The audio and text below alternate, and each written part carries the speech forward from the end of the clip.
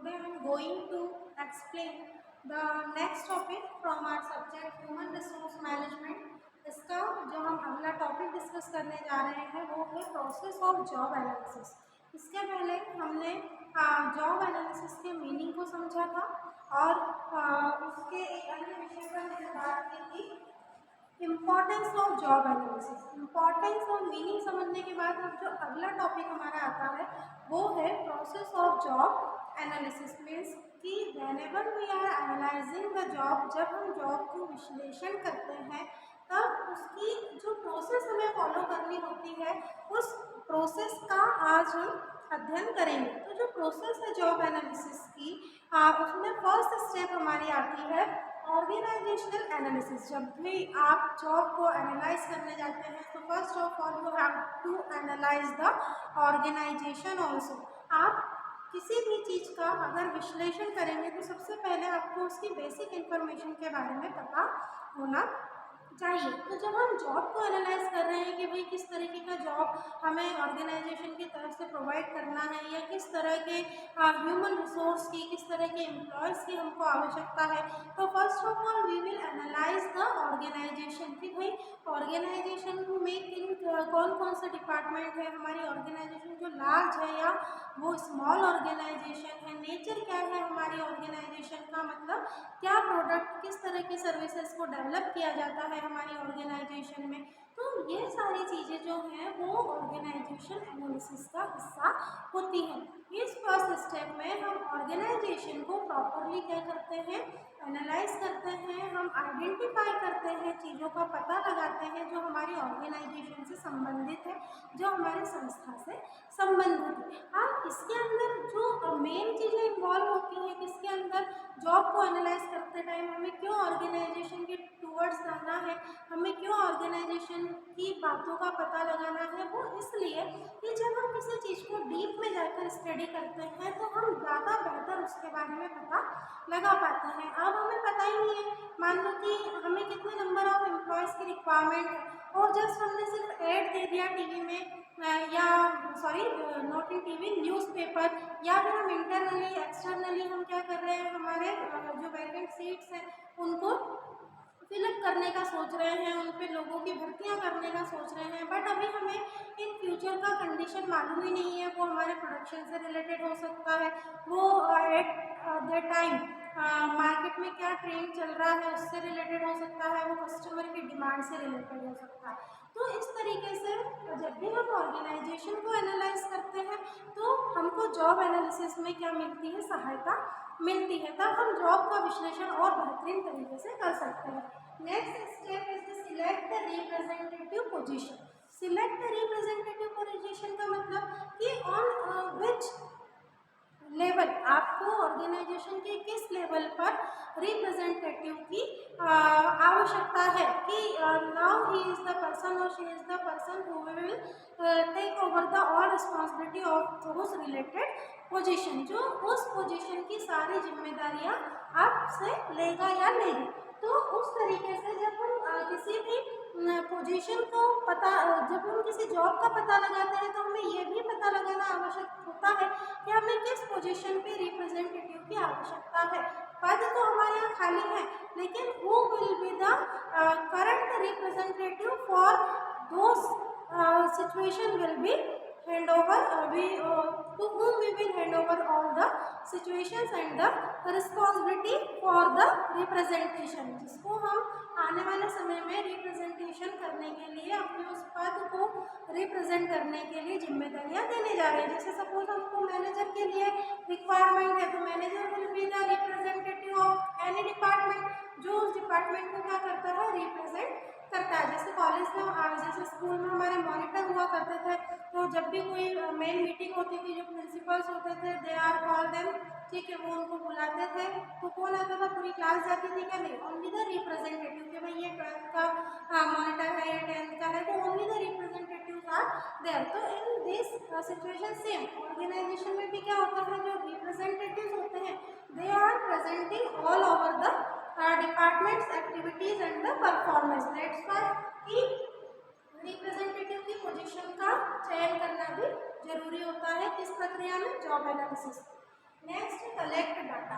How to collect the data, that is one more another thing. ये एक अगला point है कि जब हम जॉब को एनालाइज करते हैं, that means here it is essential to collect the data. यहाँ पर उस समय डाटा को कलेक्ट करने की आवश्यकता भी हमें लगती है। अब ये जो डाटा किससे रिलेटेड होगा, तो क्योंकि जॉब एनालिसिस का पॉइंट है, प्रक्रिया हम समझ रहे हैं, पढ़ रहे हैं, तो डेफिनेटली सीधी सी बात है कि यहाँ पर जो डाटा कलेक्शन की बात की जा रही है वो जॉब से रिलेटेड डाटा को कलेक्ट करे जाने की बात हो रही है कि जिस भी जॉब में वो वैकेंसी हो या एट प्रेजेंट अभी उस जॉब को लोग कर रहे हो, कितने पद हमारे यहाँ अभी फुलफिल है, कितने पदों पर भर्ती करना हमें अभी जरूरी है। तो वो जो सारी चीजें आपकी रुक रही हैं वो कहाँ पर आके रुक रही हैं, कलेक्शन ऑफ डाटा में। कि यहाँ पर इस स्टेज में हमारे पास ऑल ओवर सारा डाटा जो होता है वो अवेलेबल होता है। अब इस डाटा की जो आवश्यकता होती है वो क्यों होती है, क्योंकि जॉब को विश्लेषित करने से सारी चीज़ें हमें अगर एक ही जगह पर मिल जाए तो हमारे आगे की जो स्टेप्स होती हैं वो क्या हो जाती है, मच ईजियर हो जाती है। उसमें अब हमें ज़्यादा मेहनत करने की आवश्यकता नहीं होती है। अगर हमारे पास सारा डाटा अवेलेबल है, अरे सारा अगर आंकड़े हमारे पास उपस्थित है, तो हम फटाफट से क्या कर सकते हैं, उन डाटा को एनालाइज कर सकते हैं, उनका हम विश्लेषण कर सकते हैं, ताकि आगे आने वाले समय में जब हम नेक्स्ट चीज़ों पर कार्य करेंगे तो हमारे लिए चीज़ें क्या हो जाएंगी, आसान हो जाएंगी। तो डाटा कलेक्शन भी जॉब एनालिसिस का क्या है, महत्वपूर्ण स्टेज है। Next is the review of collected data. अब आपने जो डाटा कलेक्ट किया है, now you have to take the reviews from those data. अब आपको उस डाटा से रिव्यूज लेने की क्या है, आवश्यकता। रिव्यूज बोले तो फीडबैक जो हम लेते हैं कि भाई जो हमारा कलेक्टेड डाटा है ये कितना ज़्यादा सटीक है या कितनी एक्यूरेसी है हमारे डाटा में जो हमने कलेक्ट किया हुआ है। अब ये जो डाटा हमने कलेक्शन किया है वो किससे संबंधित है, डेफिनेटली हमारी ऑर्गेनाइजेशन में हमारे एम्प्लॉयज़ से, एम्प्लॉयज़ की क्वालिफिकेशन, एम्प्लॉयज़ से रिलेटेड सारी चीज़ें हमको उस डाटा में एक साथ देखने को मिल रही हैं। तो अब इस कलेक्टेड डाटा का क्या किया जाता है, रिव्यू लिया जाता है कि कितना एक्यूरेट डाटा, कितना सटीक डाटा हमारे पास अवेलेबल है। अगर जितनी एक्यूरेसी होती है हमारे डाटा में, हमारे एकत्रित आंकड़ों में, उतना ही ज़्यादा क्या हो जाती है, चीज़ें आसान हो जाती हैं। और वाइस वर्सा, उल्टा भी कैसे कि अगर आपने डाटा को कलेक्ट डाटा आपसे गलती से कलेक्ट हो गया है या गलत डाटा आपके पास संग्रहित हो गया है, तो अब उससे निकलने वाले जो रिजल्ट होंगे वो भी क्या होंगे, गलत ही होंगे। तो हमेशा ध्यान रखा जाए कि जब भी हम डाटा को कलेक्ट करते हैं तो इस बात पर बहुत ज़्यादा फोकस किया जाना चाहिए कि डाटा बिल्कुल करेक्ट हो, एक्यूरेट हो, उसमें कम से कम मतलब गलत चीज़ें उपस्थित हो। Next, developing job description.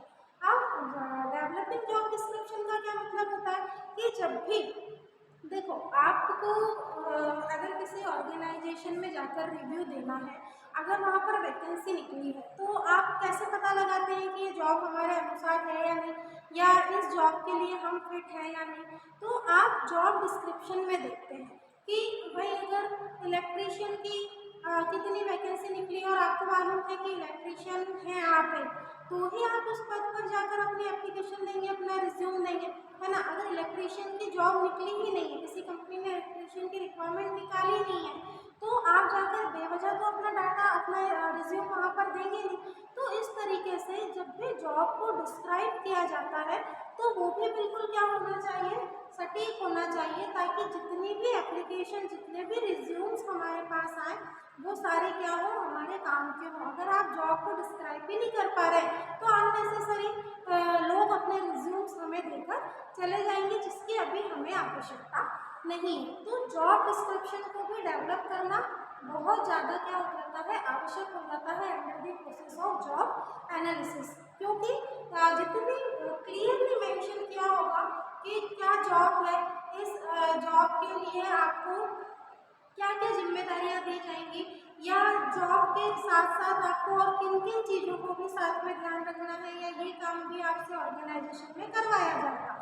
तो जॉब डिस्क्रिप्शन से सामने वाला जो व्यक्ति आएगा या जिसकी नियुक्ति की जा चुकी है उसके लिए क्या हो जाती है, चीज़ें आसान हो जाती जॉब डिस्क्रिप्शन में उसे पहले ही पता चल चुका होता है कि इन इन जगहों पर मुझे काम करना है, या अपने एक पर्टिकुलर डेजिग्नेशन के अलावा किन और मतलब पदों को भी मुझको ध्यान में रखना है। वो मुझे सुपरवाइज करने का काम हो गया, या वो लीडरशिप का काम हो गया, या तो जो भी कोई अन्य कार्य मेरे जॉब में दिए हुए हैं उनको मुझे देखना है।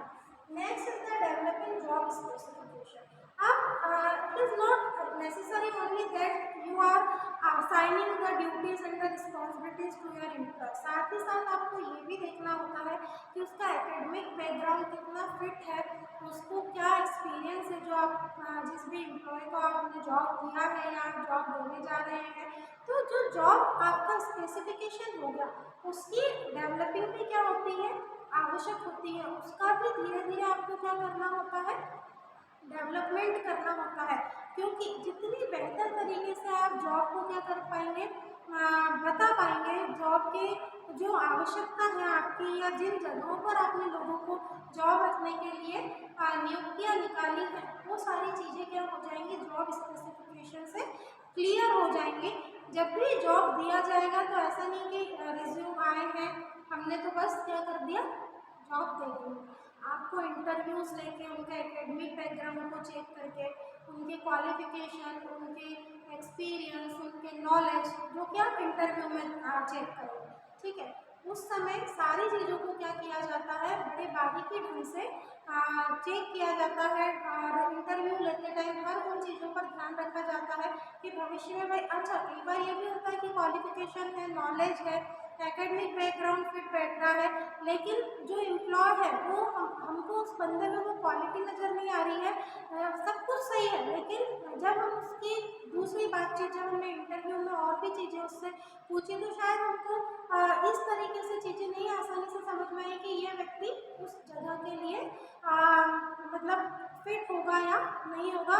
भले ही उसकी क्वालिफिकेशन बहुत अच्छी है, उसका नॉलेज लेवल बहुत अच्छा है, लेकिन कुछ चीज़ें, कुछ कमियां ऐसी हो जाती हैं जिससे हम उस पर्सन को वो जॉब देने से रह जाते हैं। तो जॉब स्पेसिफिकेशन में इन अन्य चीज़ों को भी क्या किया जाता है, देख रेख की जाती है, ताकि आगे आने वाले समय में जब हम नियुक्तियाँ कर चुके रहें, जब हम लोगों को जॉब दे चुके रहें, तब किसी भी तरह की समस्या का सामना संस्था को, ऑर्गेनाइजेशन को नहीं करना पड़े।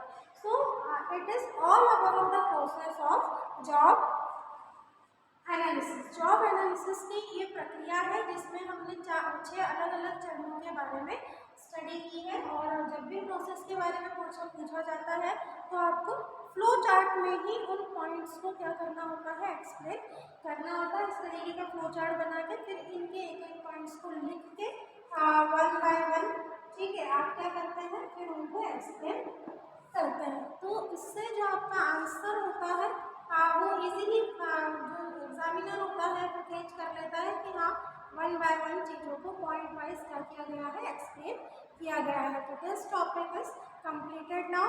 In next video we will discuss the next topic related to the job analysis.